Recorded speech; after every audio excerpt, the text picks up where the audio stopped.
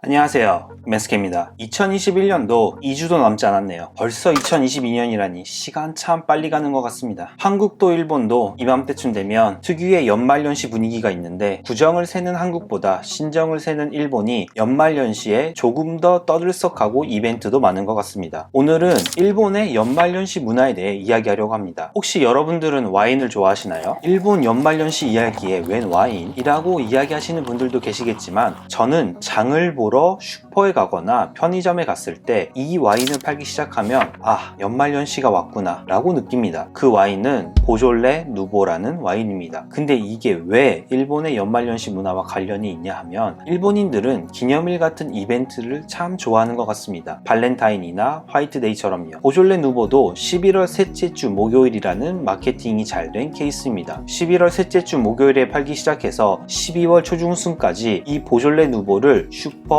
마트, 편의점 어디서든 손쉽게 구할 수 있습니다. 가격도 1000엔대나 2000엔대가 대부분이고 비싸도 10,000엔을 넘지 않습니다. 11월 셋째 주 목요일에 TV, 신문, 인터넷 모든 곳에 올해의 보졸레 누보가 판매를 시작했습니다 라는 뉴스 기사가 나옵니다. 가격도 저렴하니 일본인들은 이맘때쯤 의뢰 하나씩 사서 마시는 게 그냥 하나의 문화처럼 정착된 것 같습니다. 연말연시에 빠질 수 없는 큰 이벤트가 하나 있죠. 바로 크리스마스입니다. 일본의 크리스마스 또한 보졸레 누보처럼 마케팅에서 시작해서 하나의 문화처럼 정착했습니다. 일본의 크리스마스는 KFC를 먹습니다. 미국 크리스마스에 칠면조를 먹는 걸 일본 KFC가 마케팅을 잘해서 칠면조 대신 KFC 치킨을 뜯는 게 일본의 크리스마스입니다. 전 국민이 KFC에서 치킨을 사려고 하니 당일 구입은 거의 불가능하고 한 달 전부터 예약을 해야 살 수 있습니다. KFC 뿐만 아니라 크리스마스에 마트나 슈퍼에 가면 온통 치킨밖에 없습니다. 또 하나의 일본 크리스마스 문화로 크리스마스 케이크 있습니다. 크리스마스 케이크 또한 다들 사려고 하니 미리 예약을 하지 않으면 유명한 가게나 맛있는 가게의 크리스마스 케이크를 구입할 수 없습니다. 서민들은 편의점 케이크를 많이 예약하고 중산층 이상은 백화점 케이크를 많이 예약합니다. 일본 편의점 퀄리티가 워낙 좋아서 편의점 케이크도 상당히 맛있습니다. 참고로 일본 크리스마스는 공휴일이 아니고 평일이기에 평소처럼 출근을 합니다. 사람마다 다르지만 분위기 자체도 한국은 연인과 보내는 게 크리스마스이지만 일본은 크리스마스는 가족과 함께라는 느낌입니다. 보졸레 누보 크리스마스에 이어 일본의 연말연시 문화 세 번째는 장기 휴가입니다. 일본은 신정을 세지만 한국과 똑같이 1월 1일만이 공휴일입니다. 한국은 구정 전후로 3일을 쉬는 데 비하면 정말 짧습니다. 하지만 대부분의 회사가 12월 말 1월 초에 4일에서 5일을 쉽니다. 올해 저희 회사를 예를 들면 12월 29일부터 1월 4일까지가 공식적인 회사 휴일이고, 저의 경우는 1월 27일, 28일 연차를 써서 12월 25일부터 1월 4일까지 10일 연휴를 즐길 수 있습니다. 1월 10일이 일본 공휴일 성인의 날이기 때문에 주변 분들 중에 연차 5개를 써서 12월 25일부터 1월 10일까지 쉬시는 분들도 많습니다. 자영업의 경우엔 이렇게 쉬기 어렵지만 회사 다니는 샐러리맨이 약 90%인 나라이다 보니 연말연시에 길게 쉬는 건 그냥 일본의 하나의 문화인 것 같습니다. 연말연시에 일본 문화하면 빼놓을 수 없는 게 연화장입니다. 한국은 카톡 연화장이 보통이지만 일본은 아직도 손글씨로 연화장을 보내는 경우가 많습니다. 일본도 20대, 30대는 그냥 라인으로 연화장을 주고받지만 조금 특별한 관계, 저한테는 한국에 사는 가족이나 장모님 같은 분들에게는 손글씨로 연화장을 돌립니다. 애초에 연화장을 써서 돌리려고 해도 어느 정도 친하거나 특별한 관계가 아닌 이상 상대방 주소를 모르는 경우가 보통이니까요. 일본 연화장의 재밌는 것 중에 하나가 연화장에 복권처럼 번호가 써져 있습니다. 복권처럼 추첨을 하여 자기가 받은 연화장이 당첨이 되면 세뱃돈 느낌으로 100만원 정도 받습니다. 연말연시에 보내는 건 연화장만이 아닙니다. 오세이보라고 하는 선물 세트도 보냅니다. 한국의 설 선물 세트 같은 거죠. 일본의 가장 대표적인 설 선물 세트는 햄 세트입니다. 술을 드시는 분들에게 많이 보내는 선물로는 맥주 세트가 있습니다. 그 외에 일반적인 선물 세트는 식용유 세트처럼 한국과 크게 다르지 않습니다. 매년 햄, 맥주를 보내는 게 지겨우신 분들을 위해 요즘에는 다양한 선물 세트도 나오고 있는 것 같습니다. 다음으로 후크부크로입니다. 한국어로 복주머니라고 번역되는데 제일 알기 쉬운 단어로 바꾸면 랜덤박스입니다. 많은 브랜드들이 이 후크부크로를 연초에 팔 팔고 있고 지불하는 가격보다 들어있는 상품의 가격이 더 비싸다고 언제나 홍보를 합니다. 내용물을 알 수 없는 경우가 보통이고 개인적인 생각으로는 사도 돈값을 못한다고 생각하는데 요즘엔 내용물을 공개하고 파는 경우도 많아졌습니다. 인기가 많은 후크부크로는 나오자마자 매진되거나 추첨으로 판매를 합니다. 대표적으로 스타벅스가 있습니다. 스타벅스의 후크부크로가 가격이 7,500엔인데 이렇게 추천 판매를 하는 걸 보면 일본인들의 스타벅스 사랑은 참 대단한 것 같습니다. 브랜드뿐만이 아니라 슈퍼나 편의점도 이 후크부크로를 판매합니다. 저는 프랑프랑에서 딱 한 번 사봤는데 평소 저 같으면 안 살 것 같은 물건이 들어있어서 좋은 점도 있지만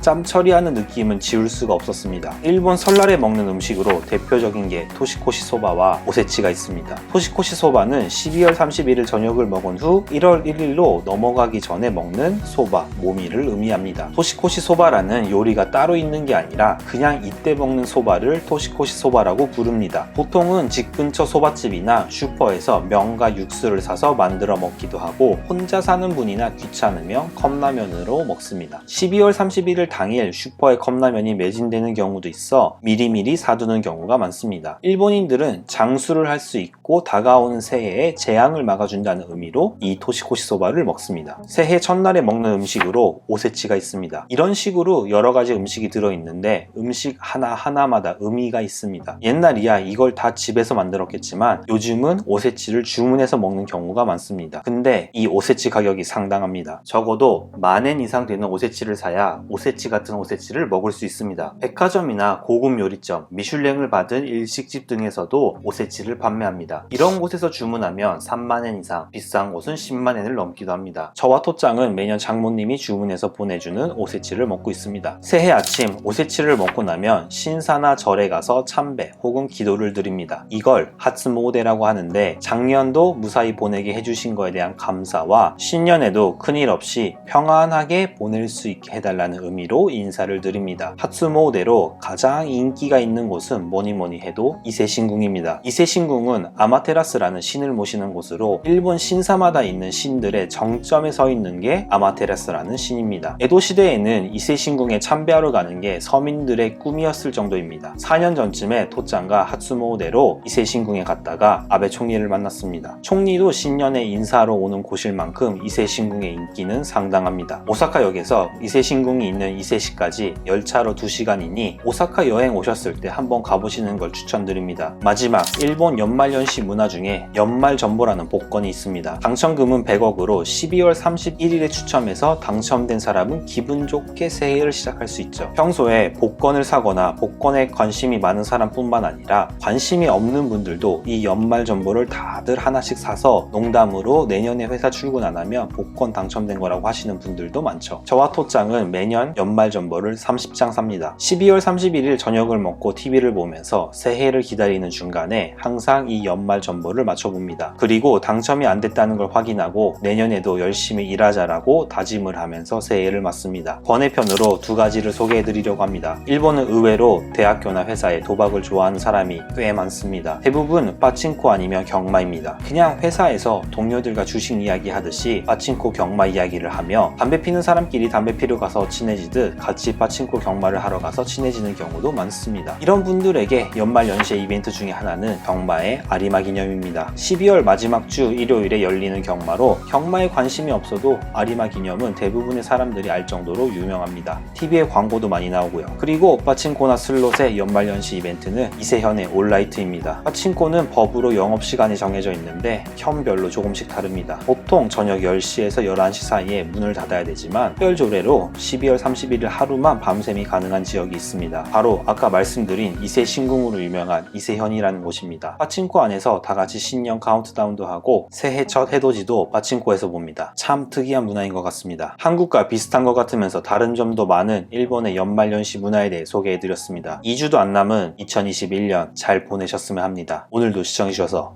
감사합니다.